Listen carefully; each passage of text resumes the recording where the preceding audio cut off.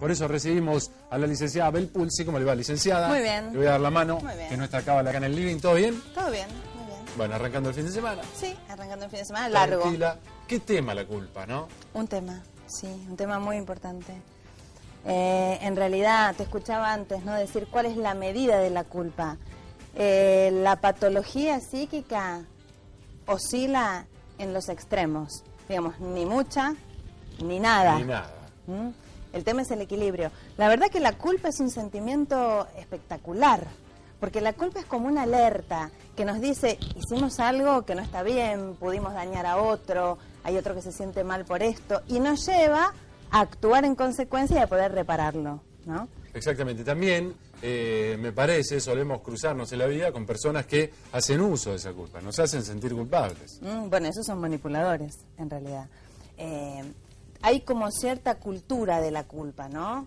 Digamos, hay cosas religiosas de por mi culpa, de sentir que uno debe en todo caso ser más malo o digamos no sentirse tan bueno y a veces sentir más, ¿no? Como el temor de hacer algo malo. Y ahí oscilamos. Y también, lamentablemente, a veces nuestros padres, y yo misma quizás como madre, enseñamos desde la culpa, ¿no? Se rompió un vaso. ¿Quién rompió el vaso? ¿No? ¿Quién fue? ¿Quién lo hizo? Como si eso fuera lo importante. Y en realidad lo importante es repararlo. La próxima vez voy a tener más cuidado, la próxima vez miraré, lo resuelvo, lo limpio, me hago cargo de eso que hice. Ir para adelante, no estar buscando culpables todo el tiempo. Bueno, vamos a compartir una encuesta con la calle, Silvana, ¿Cómo no? Y ya seguimos charlando. Dale.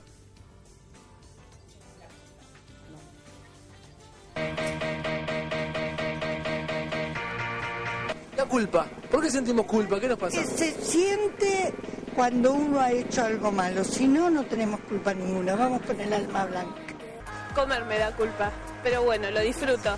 ¿Y cómo la manejas? ¿Cómo manejas la culpa? Primero como y después me culpo. Cometer errores con nuestros hijos, eso da culpa.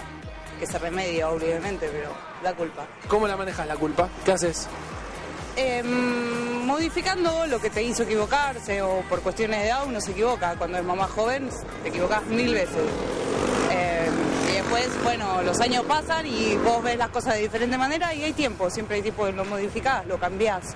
Cambiás de manera de pensar y le demostrás que por ahí no fuiste muy acertada en lo que hiciste y se mejora, eso se mejora.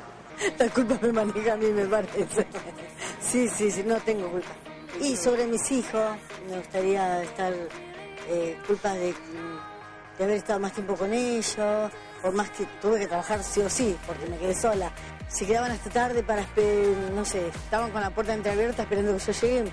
Eso es como que siempre está en mi mente de que me da culpa, me hubiese gustado estar antes, pero bueno, no podía. Sentí culpa el domingo que lo perdí a él, se me escapó. De un restaurante a un lugar de juegos. Y 10 minutos lo perdimos. Pues ya está, un ratito. Esa fue mi culpa. Culpas, por ejemplo, cuando se te va un ser querido, podés sentir alguna culpa que hay que elaborar de por qué no hice tal cosa o no le dije tal otra y no hice las cosas a tiempo. Entonces, mi análisis podría ser, antes de sentir culpas, tratemos de pensar un poquito más a ver si nos podemos ahorrar esa culpa.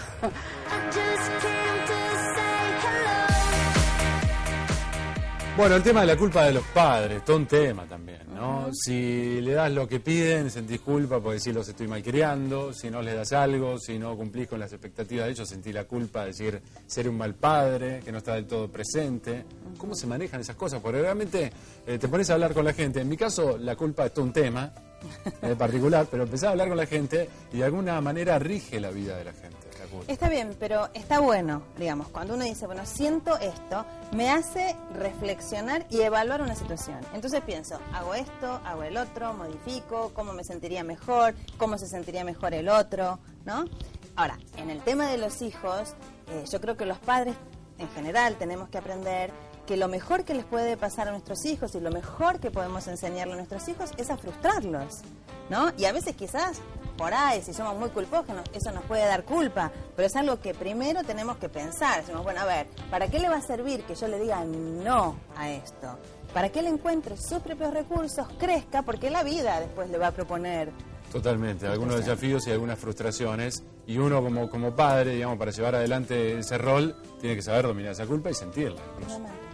Bueno, ¿y qué pasa en las relaciones interpersonales, digamos, cuando uno tiene culpa de imponer de alguna forma sus propios deseos, ¿no? En cualquier relación, una relación de trabajo, de pareja, en algún momento uno tiene que decir, bueno, yo quiero esto, necesito esto. Pero vos decís que eso te da culpa. Sí. Bueno, es una cuestión de negociarlo con el otro, ¿no? Por ahí uno tiene que mostrarle al otro cuán importante es eso para uno.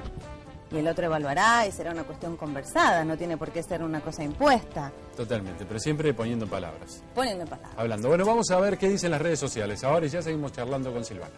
Bueno, Pepe, durante toda la semana la verdad que la gente que participó coincidía, principalmente la comida y segundo el tema de los hijos, de retarlos, de no darles el tiempo que necesitan. Acá, por ejemplo, Jessica Maizares, aparentemente bastante culposa porque nos comenta 2 de sus culpas, dice, me da culpa comer escondidas y también comenta que su culpa es no haber terminado el secundario antes. Bueno, ahí estamos, con los mensajes entonces. Muchas gracias, Ana. Bueno, culpa de todo tipo. Con la comida hay mucha relación de culpa con la comida. Sí, recién ella lo que decía de una chica que se escondía y que le daba culpa para comer. En realidad ella es un síntoma bastante importante y va a tener que consultar porque es un trastorno alimentario. La verdad, si uno se empieza a esconder es porque hay algo que uno se da cuenta que está excedido, ¿no? En eso. La culpa ahí funciona bien. Le está mostrando a ella que hay algo que no está equilibrado, digamos. Totalmente. Cuando empezamos a charlar hablabas del peligro que los padres comiencen a educar desde la culpa. ¿Cómo se evita eso? ¿Qué cosas no hay que hacer? Yo creo que uno lo tiene que evitar en principio repensando el modelo en el cual uno se crió, porque uno aprendió también a ser padre o aprende a ser padre mirando un poco quiénes fueron sus propios padres. Entonces, reviendo un poco, a ver, por ahí mi papá desde la culpa me decía esto del vaso roto. ¿Quién lo rompió? ¿Quién fue? Cuando en realidad no es eso lo importante, rever ese modelo y empezar a crear el propio. El que uno sienta que es más sano, que tiene mejores consecuencias para sus hijos y que es más productivo, que sirve, ¿no? Exactamente, el que va para adelante, que no se queda en la culpa, en buscar a culpable, sino en buscar soluciones. Mira, yo en general tengo muchos pacientes que sufren de esta cosa de culpogenidad excesiva. Y, digamos, yo lo que trato de hacer con ellos es que ellos vean que a veces el mecanismo de la culpa está exacerbado y uno tiene culpa por todo, ¿no? Entonces, cuando es así, uno también replantearse, a ver, que yo sienta que soy culpable de esto, no significa que lo sea, porque siempre yo me creo culpable de esto. ¿Entendés? Claro. Entonces, como aflojar un poco con eso y evaluar la situación real. ¿Y qué pasa con el otro extremo? Con aquellos que dicen yo, culpa de nada. Voy para adelante, no me importa, hago la mía. Bueno, ahí... Hay mucho de ego ahí que... No, a ver, esto es lo que yo te decía al principio, ¿no? Digamos, ni muy ni nada. Cuando no hay nada, realmente es una patología.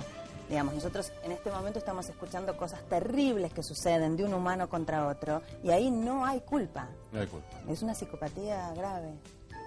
Perfecto. ¿Y cómo hacemos para empezar a manejar la culpa? ¿Qué consejos, qué tips nos podrías dar? Bueno, primero, verse en qué medida son culpógenos. Si uno es siempre culpógeno, esto que te decía, que uno evalúe. Si siempre me siento culpable, la verdad que no puedo hacerlo siempre. Entonces empezaré a evaluar la situación un poco más objetivamente.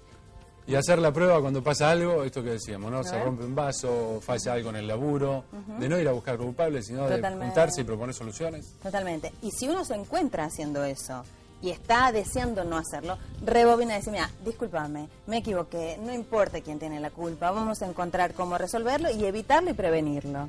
Bueno, no imponerse castigos demasiado duros ni demasiado duros a los demás.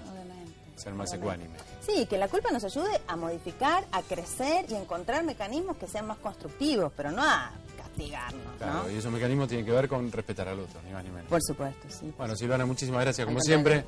Un placer. Igualmente. El tema de la culpa, me siento más aliviado. Bueno, me alegro. Menos culpable. Bueno. Muchas gracias.